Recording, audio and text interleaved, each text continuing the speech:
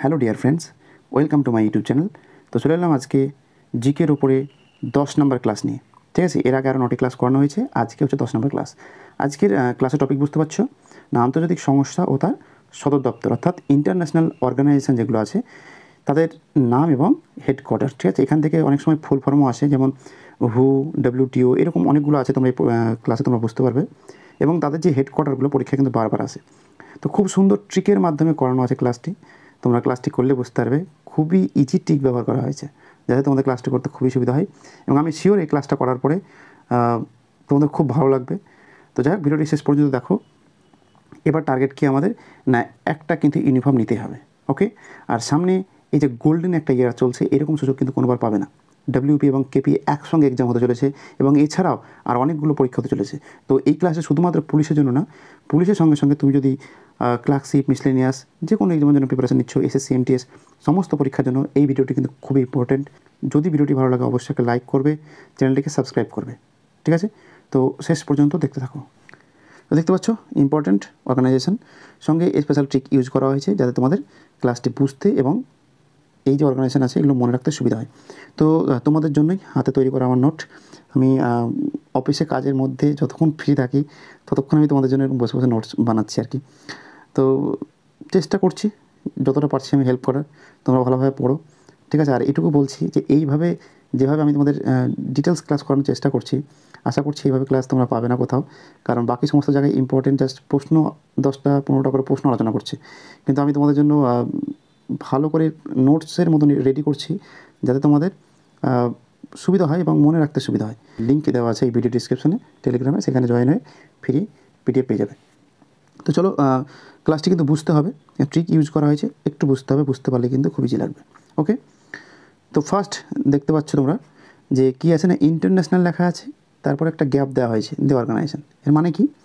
এর মানে হচ্ছে, দেখো আমি লিখে রেখেছি, যদি আগে ইন্টারন্যাশনাল থাকে এবং পরে অর্গানাইজেশন থাকে, ঠিক আছে, তাহলে কী লিখেছি আমি, প্রথমে এখানে ইন্টারন্যাশনাল এবং পরে অর্গানাইজেশন, তাহলে তাদের হেডকোয়ার্টার কোথায় হবে না, তাদের হেডকোয়ার্টার হবে জেনেভা। যখন আমি বক্স দিয়ে লিখে রেখেছি, ঠিক আছে, বুঝতে পারলে? দেখতে পাচ্ছ প্রথমে লেখা আছে ইন্টারন্যাশনাল আর শেষে আছে অর্গানাইজেশন, তাহলে তার হেডকোয়ার্টার কোথায় হবে, জেনেভাতে হবে। ওকে, দেখতে পাচ্ছ প্রথমে কী আছে না, ইন্টারন্যাশনাল লেবার অর্গানাইজেশন। ঠিক আছে, তো প্রথমে কী লেখা আছে না, ইন্টারন্যাশনাল লেবার অর্গানাইজেশন, একে শর্ট ফর্মে কী বলা হয়, ILO। ঠিক আছে, ILO বলা হয়। ওকে, তো ইন্টারন্যাশনাল লেবার অর্গানাইজেশন। মিডিল দেখো, তারপরে 2 নম্বর কী আছে না, ইন্টারন্যাশনাল স্ট্যান্ডার্ডাইজেশন অর্গানাইজেশন। 3 নম্বর দেখতে পাচ্ছ না, international committee of the red cross organization. দেখো এখানে অর্গানাইজেশন আমার লেখা হয়নি, ঠিক আছে, এরও শেষে কিন্তু অর্গানাইজেশন লেখা থাকে। তাহলে বুঝতে পারলে, যদি ইন্টারন্যাশনাল থাকে প্রথমে আর শেষে যদি থাকে অর্গানাইজেশন, তাহলে তাদের হেডকোয়ার্টার কোথায় হবে না, জেনেভা শহরে হবে। ওকে, 3টে ইম্পর্টেন্ট আমি এখানে আলোচনা করলাম। তাহলে বুঝতে পারলে জেনেভা থেকে 3টে। নেক্সট ট্রিক দেখো, নেক্সট ট্রিক দেখো না, কী আছে, যদি প্রথমে থাকে কি ওয়ার্ল্ড, যদি প্রথমে থাকে ওয়ার্ল্ড এবং শেষে থাকে অর্গানাইজেশন, তবে তাদের হেডকোয়ার্টার কোথায় হবে, জেনেভা। তো দেখো এখানে আমরা জেনেভা নিয়ে দুটো ট্রিক শিখলাম নাকি, যদি প্রথমে ইন্টারন্যাশনাল থাকে এবং শেষে অর্গানাইজেশন থাকে, তাহলে তার হেডকোয়ার্টার কোথায় হবে, জেনেভা। আবার যদি প্রথমে ওয়ার্ল্ড থাকে আর শেষে অর্গানাইজেশন থাকে, তাহলে তার হেডকোয়ার্টার কোথায় হবে না, জেনেভা।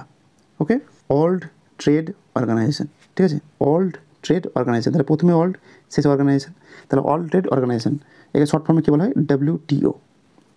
নেক্সট কী আছে না, ওয়ার্ল্ড হেলথ অর্গানাইজেশন, WHO। ওকে, তারপর কী আছে, ওয়ার্ল্ড মেট্রোলজিক্যাল অর্গানাইজেশন, WMO। তারপর কী আছে, ওয়ার্ল্ড ইন্টেলেকচুয়াল প্রপার্টি অর্গানাইজেশন।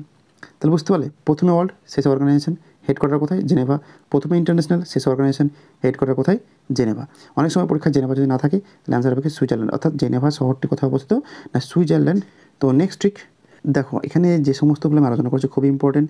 তো তোমরা ভিডিওটি শেষ পর্যন্ত দেখো, একটু স্কিপ করবে না, তোমাদের কাজে দেবে। ঠিক আছে, আমি যেভাবে তোমাদের জন্য পরিশ্রম করছি, তোমরা হয়তো এখন বুঝতে পারছো না, যখন পরীক্ষা দিয়ে আসবে তখন কিন্তু ফিল করতে পারবে যে কতটা কাজ দিয়েছিল এই ক্লাসগুলো। এবার আমরা কী দেখবো না, ট্রিক্স ফর নিউ ইয়র্ক, অর্থাৎ যাদের হেডকোয়ার্টার নিউ ইয়র্ক, সেই সমস্ত অর্গানাইজেশন নিয়ে এবার আমরা কিন্তু পড়বো। তো দেখতে পাচ্ছি এখানে আমি একটা ট্রিক বানিয়েছি তোমাদের জন্য, তো বুঝতে সুবিধা হয়।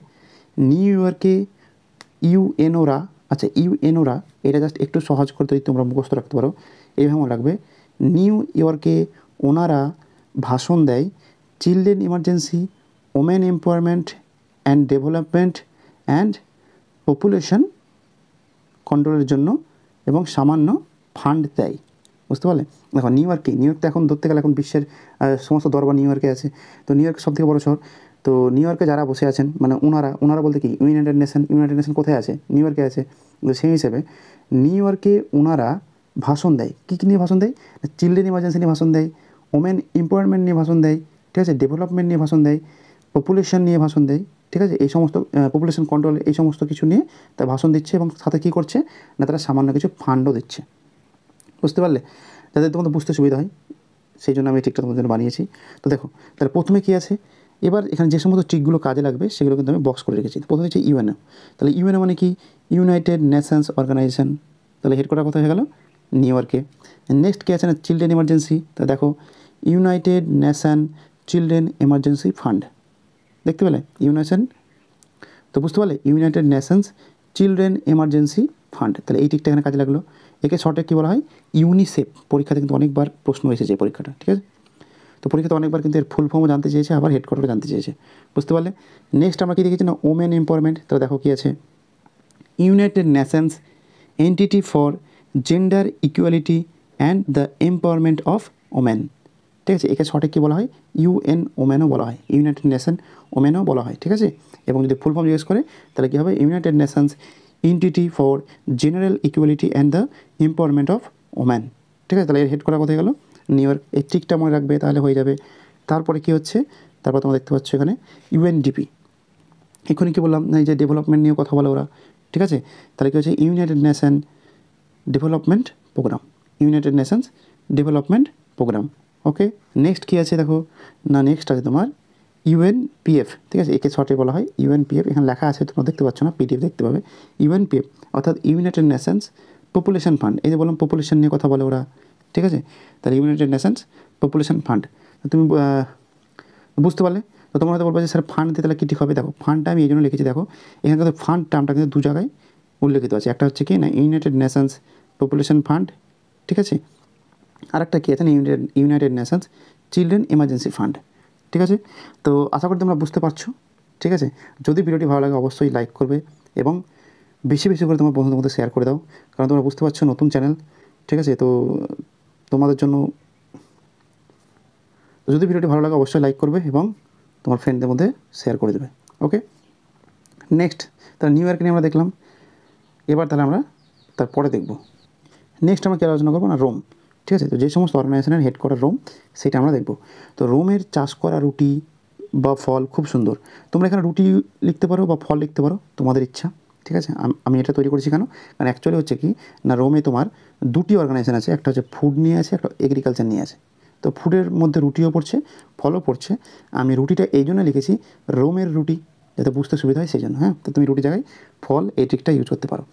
তা রোমের চাষ করা রুটি বা ফল খুব সুন্দর, ঠিক আছে?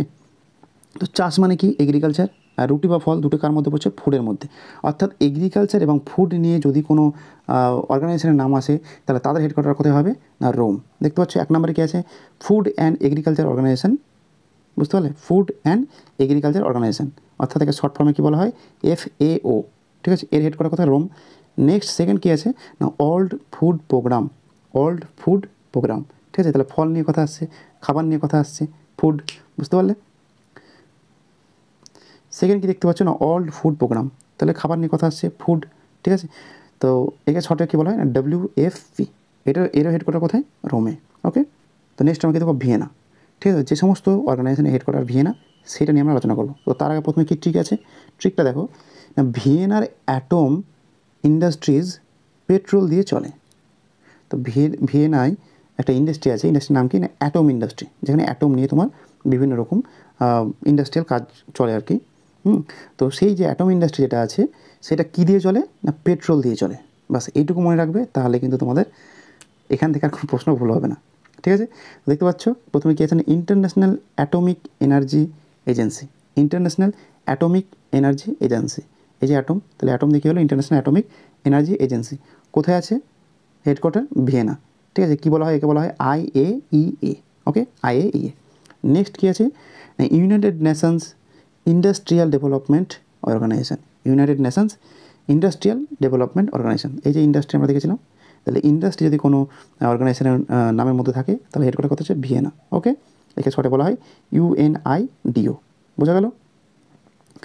নেক্সট হচ্ছে কি না, organization of petroleum exporting countries.